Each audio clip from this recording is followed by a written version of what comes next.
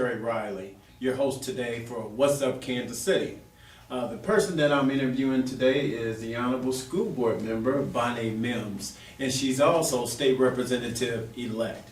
How you doing today? I'm wonderful. How about you? I'm doing fantastic. All right. Bonnaye has an interesting background. Not only has she been a school board member for a long time, she's been a Democratic committee woman also out in South Kansas City when there were no African American committee people, and she has retained that seat for years.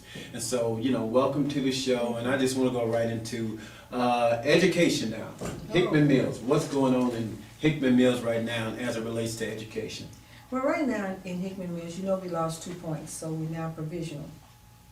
And in being provisional, we've got 3 years to make that change. We were fully accredited. We had our 9 points, but as you know, our children and our dynamics and our demographics has changed. So we had a lot of students move in that wasn't up to where the kids that live in our district are. So as I shared with Desi in Jefferson City, they knew we were going to take a nosedive with that. But in the meantime, we're provisional and we're going to work with it. So with that happening, we're doing a superintendent search. And so that's gone nationwide for the search, and we're narrowing it down because we're supposed to be aggressive about doing that. So we're still interviewing. I have a question for you. Is the current superintendent going to be able to go after the job? I know that they moved her around or something, but will that individual be able to apply again? Now here's the clincher. Everybody was eligible to apply, and it was that position was open for a month. She did not apply for it, and she had the opportunity to. Right. She went from being a deputy to the interim. Okay, so she didn't apply. Well, I So mean, then you have to find a job, get her a job somewhere, or to retain her, because she's a good person. I'll say that for anybody, and I want that on the record.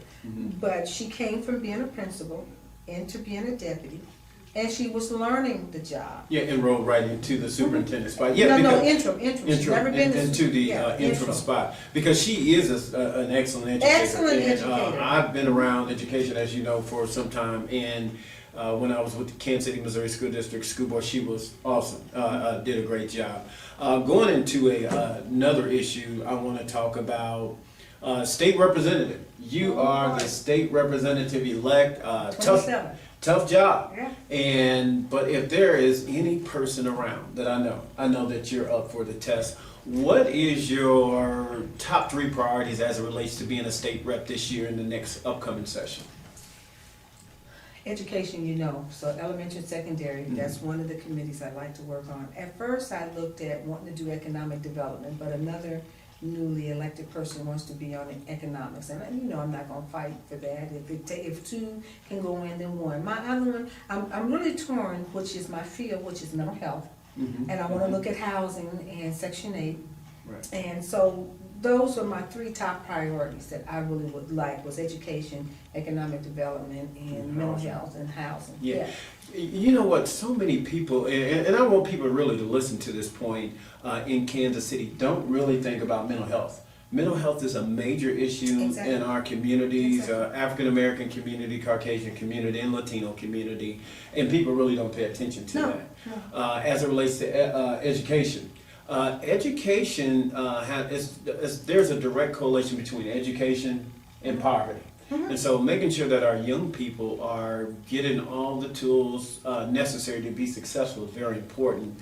And something that I would personally like to see, and I know it probably has to be done at the local level, and maybe we can start out there in Hickman Mills, is making entrepreneurship a graduation requirement.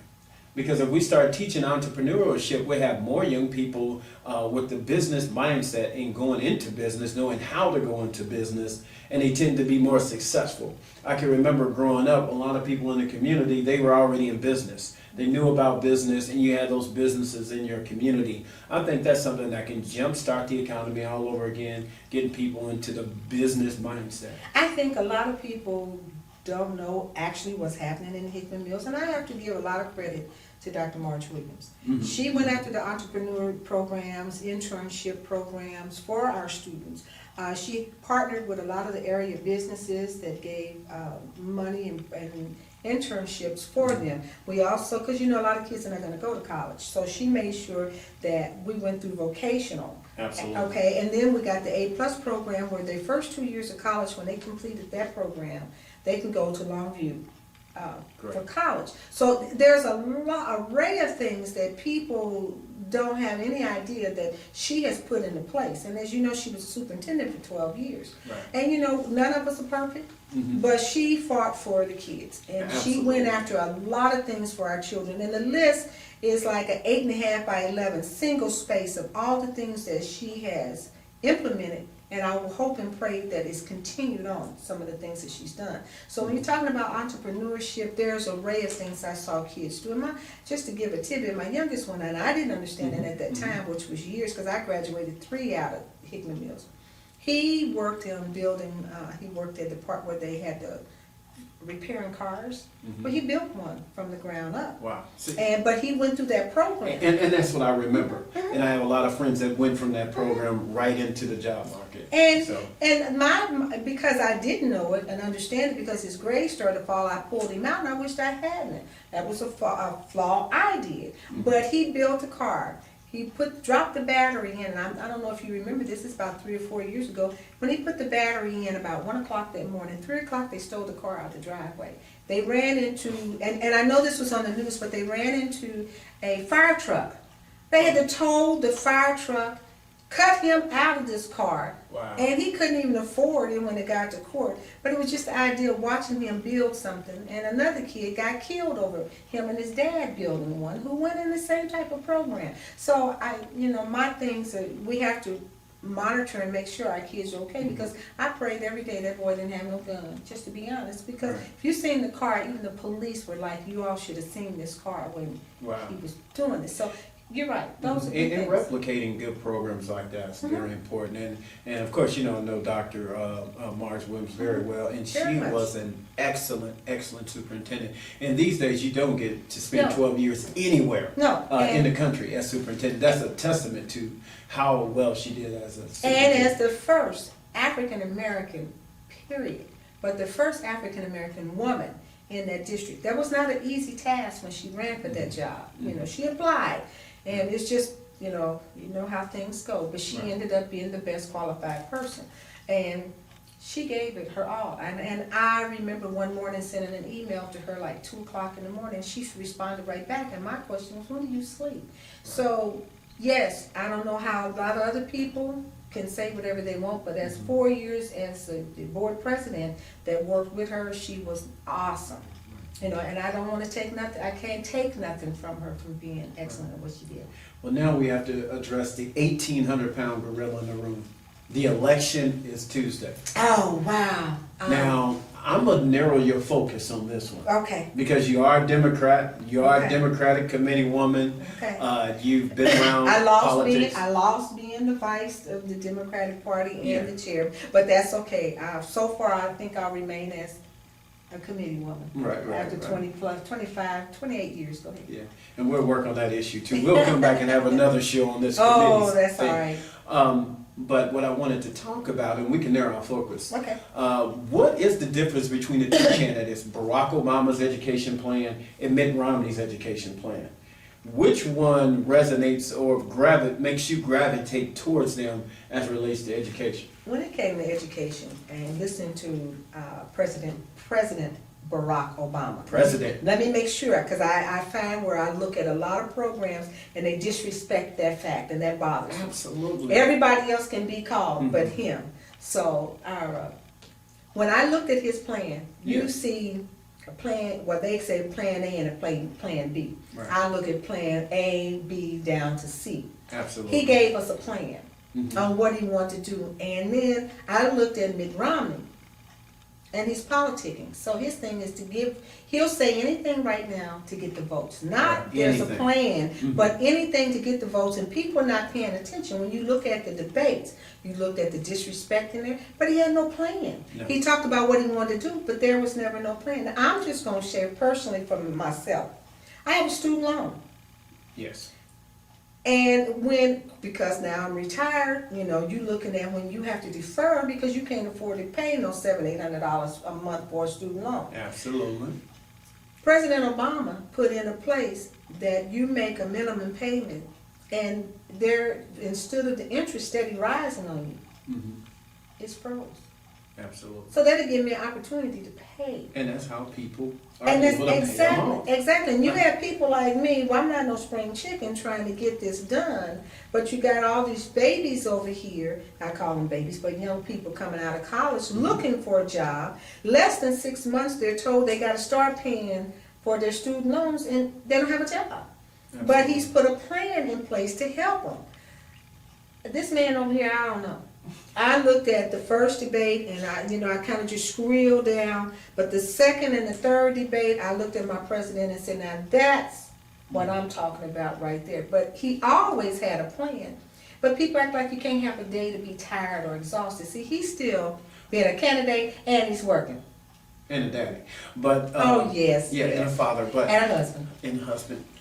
But it is perplexing to me as a citizen to look at Mitt Romney and have him look into that camera and say all of those things that are not true. He just looks in the camera and says all these things that are not true. Just like right now in Ohio, he's saying Jeep is leaving Ohio. But again, when And you... they're not. No, but you have Yeah. to look at, they'll say anything Right. to get a vote, to get the vote. And trust me now, you got a lot of people out there believing what he's saying. Absolutely. And there's a lot of African American people out there believing what he's saying. I was in a store and this young person was talking, and you know how the conversation goes for me anyway. Right. So I ended up stopped talking to get into this. But what are you going to benefit from that? And like they're hollering the Obamacare, the health care issue. Have you seen anybody? And they voted all against it. And they're talking about what he's not able to implement. Well, can you tell me why he's not able to implement? Because here you got all Republicans, and they shooting down everything that he's got. So, okay, you get me started. No, do you know the president had the jobs bill come up 3 or 4 times? The Republicans voted no. On the Health Care Act, pre-existing conditions. Do you know what Mitt Romney said? He said on Jay Leno's show, if you have a pre-existing condition and you get sick, go to the emergency room.